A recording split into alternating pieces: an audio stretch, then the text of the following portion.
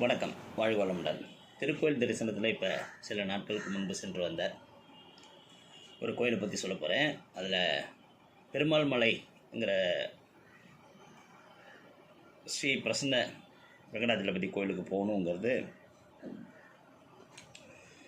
எங்களோட நோக்கம். அப்போ கீழே அடிவாரத்தில் மெயின் ரோட்லேருந்து அந்த மலைக்கு திரும்பும் பாதை கிட்ட அடிவாரத்தில் ஒரு பழமையான கோயில் இருப்பதை பார்த்தேன். இரவில் போனப்போ அதை பூட்டிட்டாங்க. சரி, மறுநாள் காலையில் திரும்ப போனோம். அப்படி போகும்போது கோயில் திறந்துருந்தது. போய் பார்த்தா ஒரு அருமையான பழங்காலத்து கோயில். கண்டிப்பாக சோழர் கால முன்சோழர் அதாவது சோழர்களில் ரொம்ப முன்னாடி, அதாவது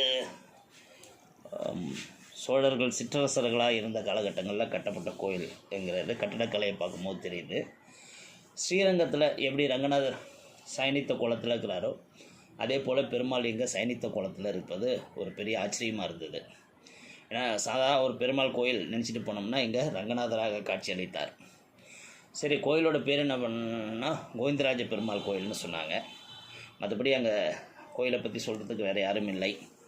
அப்புறம் சில விஷயங்களை படிக்கும்போது திருப்பதியில் எப்படி வெங்கடாஜலபதி கோயில் மலை உச்சியில் அமைஞ்சிருக்குதோ அதே போல் இங்கே பிரசன்ன வெங்கடாஜலபதி கோயில் அமைஞ்சிருக்குது. திருப்பதி போலேயே ஒற்றை அமைப்பு உருவாகணுங்கிறதுக்காக இங்கே கோவிந்தராஜ பெருமாள் கோயிலை அமைச்சிருக்கிறாங்க அடிவாரத்தில் என்ன சொல்லி படிக்கும்போது தெரிஞ்சுது.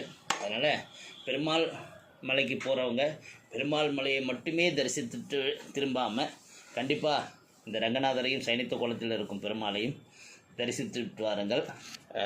ஒரு அருமையான கோயில் உள்ளே போன ஃபீல் கிடைக்கும் உங்களுக்கு. இது கும்பாபிஷேகம் செய்ய வேண்டிய ஒரு சூழ்நிலையில் இருக்கக்கூடிய பராமரிப்பு தேவைப்பட வேண்டிய ஒரு கோயிலாக இருக்கிறது.